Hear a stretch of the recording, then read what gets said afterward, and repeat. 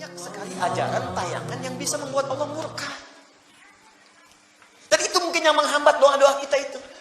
Baca buku, salah buku yang dibaca, yang menjauhkan kita dari Allah. Ikut ceramah, salah ceramah, yang menjauhkan kita dari tuntunan Rasulullah.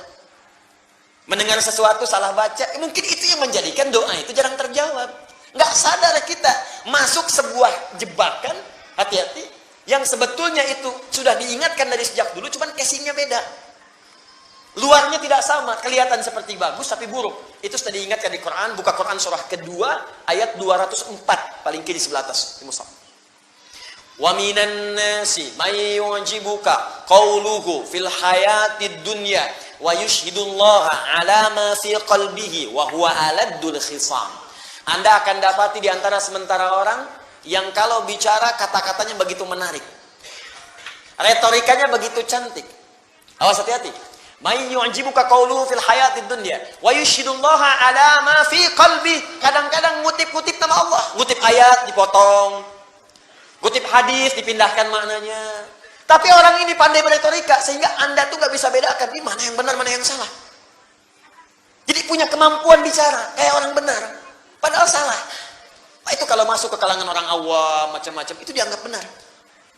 Hati-hati, karena mereka juga belajar cara nyampaikan sesuatu. Ngafalin Quran tapi nggak tamat tapi dipotong-potong. Jadi seperti orang hebat dan gelarnya tinggi-tinggi. Makanya ketika bicara nggak ada gelarnya yang singkat-singkat, nggak ada. Pasti yang S3, paling kecil S2, ada yang profesor. Karena itu gelar digunakan untuk menyampaikan sesuatu seakan-akan punya legalitas. Padahal itu musuh yang sangat nyata kata Allah. Nih, maghdub alaih. Awas, hati-hati. Sekarang masuk kampus, masuk sekolah. Apa ibu mau? Ibu mengandung 9 bulan 10 hari, diberikan ASI sampai sempurna 2 tahun, Anda merawat berpuluh kesah, keringat macam-macam, tiba-tiba besok-besok pulang anak Anda mengatakan semua agama sama. Maghdub alaihim. Kalau satu orang dimurkai Allah masuk ke keluarga, wah, itu yang paling bahaya. Jaga dengan baik. Caranya mendoakan. Ya, jangan saling tuduh dulu, doakan dulu, doakan. Kemudian pelan-pelan kita lawan dengan akhlak yang baik. Setelah itu tampilkan, di sana bikin status, ini bikin status. Di sana potong ayat, sempurnakan ayatnya oleh kita. Begitu caranya. Jelas ya? Sampai sadar betul dengan apa yang kemudian kita yakini. Jadi satu, ada aspek tauhid. Yang kedua, ada aspek terkait dengan nubuwah, pesan-pesan kenabian. Yang ketiga, ada muamalah. Ini yang banyak terjadi sekarang. Dan tanpa sadar itu bisa menghambat doa. Di walaupun Anda amin tiap hari 17 kali amin dalam sholat nih. Ghairil maghdubi alaihim waladdallin. Amin. Man wafaqa ta'minu ta'minal malaikah ghufira lahu ma taqaddama min dzambi. Siapa yang baru amin saja bersamaan dengan aminnya malaikat, maka bonusnya diampuni semua dosa-dosanya. Bonus. Tapi kenapa ampunan dosa nggak muncul? Karena tadi antara perkataan dengan perbuatan berbeda. Doa nggak dijawab, doa sulit dikabulkan karena tadi. Mungkin kalau nggak terkait aspek ketuhanan, tobat dari sekarang. Aspek kenabian, tobat dari sekarang. Apalagi nggak tanggung-tanggung, aku nabi. Nah, itu yang kita luruskan. Makanya jangan marah kalau diingatkan. Yang terakhir, ini yang paling banyak terjadi. Apa itu? Sudah tahu benar, ditinggalkan. Sudah tahu salah, dilakukan. Itu Allah nggak suka. Nih, bohong itu salah nggak? Masih dikerjakan. Oh. Baik. Tambah lagi, gosip. Gosip. Gibah. Curhat. Curcol. Ayo kumpulin tuh semua istilahnya. Singkatnya, gibah. Salah atau benar? Udah tahu salah, dibikin acara. Dinikmati, ditungguin. Ngalahin sholat. Ngalahin baca Quran. Terus cita-cita pengen masuk surga Firdaus. Cie-cie.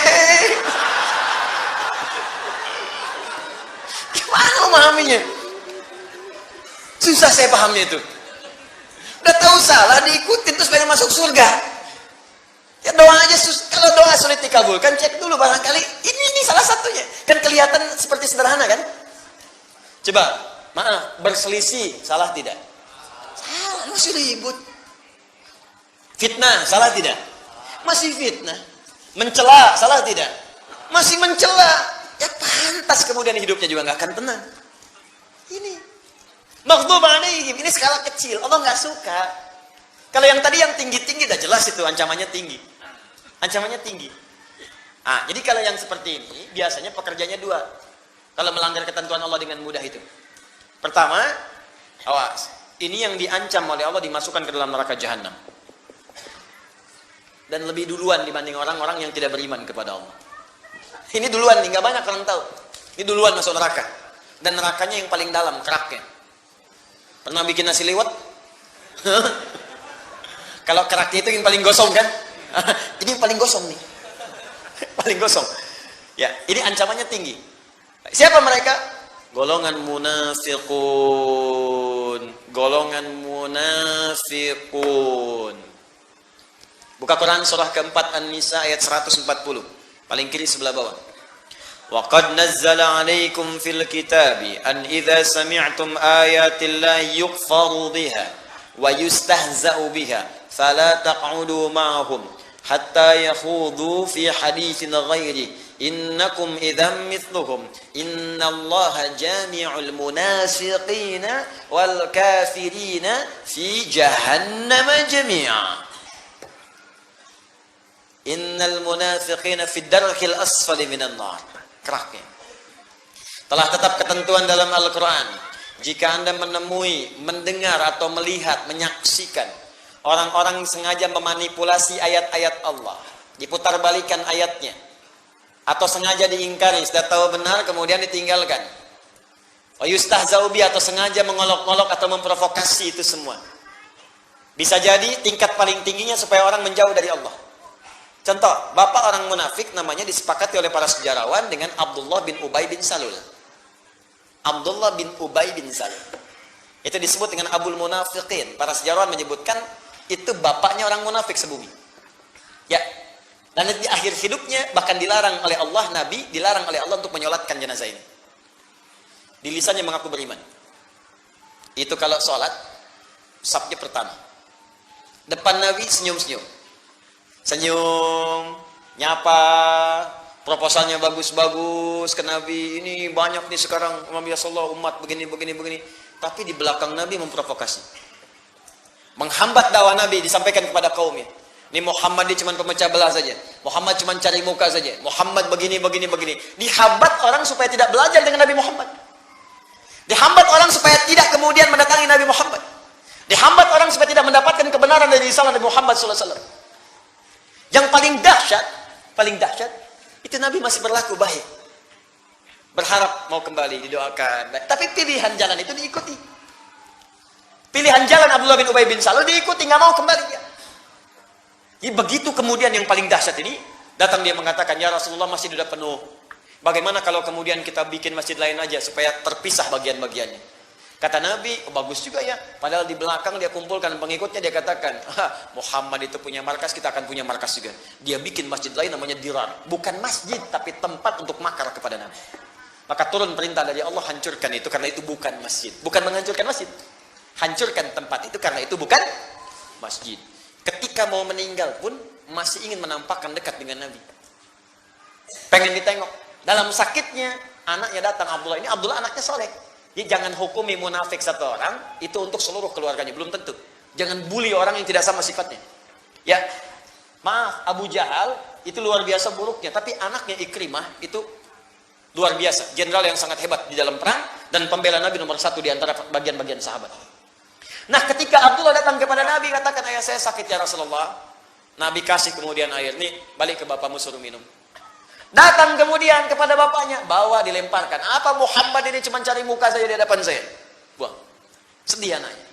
Tapi ketika dalam sekaratnya dijenguk oleh Nabi dan para sahabat, dia tidak ingin menampakkan keburukannya pada Nabi. Bahkan di hari akan wafatnya pun, dalam sakaratul maut, dia berkata kepada Nabi dan para sahabat saat itu, ingin menunjukkan kehebatannya. Ya Rasulullah, mohon kalau engkau berkenan, bisa memberikan jubah luarmu untuk menutupi aku saat akan wafat ini. Umar sampai gregetan. Ya Rasulullah, perintahkan kepadaku, kupanggal kepalanya saat itu. Kata Nabi, jangan ya Umar, karena orang ini nampak dia orang-orang baik. Orang nggak banyak tahu isi hatinya. Kalau kemudian kita hukumi buruk, jadi fitnah di kalangan banyak orang. Itu rumus dari Nabi. Jangan ya Umar. Cuman jubah kok nggak apa-apa, pakaiin aja. Begitu dipakaikan, sudah meninggal mengenakan jubah Nabi, tapi turun ayat untuk melarang Nabi menyolatkan jenazahnya. Dilarang oleh Allah. Jangan salatkan, la tusalli ala ahadin. Jangan salat dari salah seorang pun di antara golongan munafik itu. Dan ketika ayatnya turun, hukumnya berhukum umum. Ini menunjukkan akan ada lagi orang seperti itu di masa-masa setelah Nabi Muhammad SAW. Tadi itu Abdullah bin Ubay bin Salul. Hidupnya begitu kolokan, wafatnya mengesalkan. Nah, kalau disebutkan umum, maka kaidah dalam asbabun nuzul, kaidahnya berkata demikian. Al-ibratu bi umumil lafzi la bi khususis sababi. Hukum itu akan berlaku dengan keumuman lafaz, bukan sebab khususnya. Di sifat munafik itu, sifat nifak itu akan terbawa di setiap masa. Anda akan menemukan, makanya disebutkan tandanya oleh Al-Quran. Untuk orang baik, ayat ke-2 sampai ke-5 Al-Baqarah. Orang-orang yang ingkar 6 sampai 7, tapi munafik 8 sampai 12 tandanya. Ada yang di depan Anda baik-baik memuji, di belakang menjelek-jelekan. Sekarang banyak. Ada di depan Anda menyayang-nyayang, di belakang kemudian menjerumuskan. Banyak. Ada yang di depan Anda seperti orang baik, di belakang kemudian mencela Anda. Banyak. Maka diturunkan ayat ini untuk mengajak sadar lagi. Ya, bukan untuk menjatuhkan hukum, vonis tidak. Makanya kita doakan. Makanya saya sering katakan begini, saya mendoakan orang-orang yang mencela, ya, atau misalnya menjelek-jelek, saya doakan supaya kembali. Sudah cukup setan menjadi musuh yang paling bahaya buat kita. Jangan cari musuh yang lain. Ya, kalau ajaran saya seperti itu, saya ikuti. Kita jangan mencela, kita jangan kemudian merusak, jangan melakukan fitnah. Siapapun yang menyakiti, kita doakan kembali kepada jalan-jalan yang baik. Siap insya Allah? Jelas ya? Allah